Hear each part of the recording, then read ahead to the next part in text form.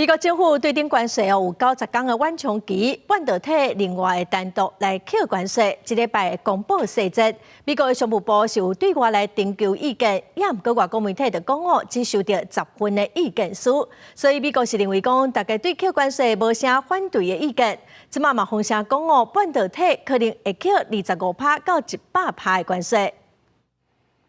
全球产业链则关心美国政府有计伫初七公布的半导体关税细节。不过，进前美国总统川普捌指控讲，台湾偷摕美国的技术，嘛讲甲台湾扣100%的关税是合理的。即马美国商务部嘛公开征求意见稿，说传出状况无乐观。美国的政府确实在多方的收集了意见。刚刚跟委员说明了，除了政府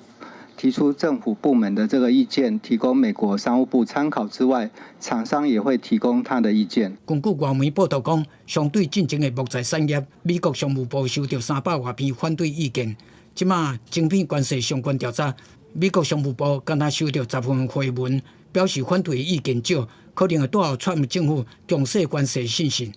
另外，外媒嘛引用知情人士的讲法，川普上可能会宣布讲，针对进口晶片加扣25%到100%不等的高额关税，包括熊本、福冈等地哦。那当地我们确实有越来越多的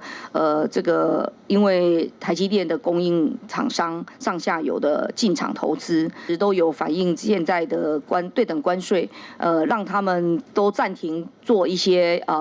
这个下单或者出货的这一些作为。根据分析，美国商务部嘛当咧审查，要把国内晶片的产量提悬到满足市场的可行性。 虽然这可能会让美国境内公司受益，不过却可能破乱全球半导体供应链。即马全球拢在观望美国官方公布的最后结果。公视新闻综合报道。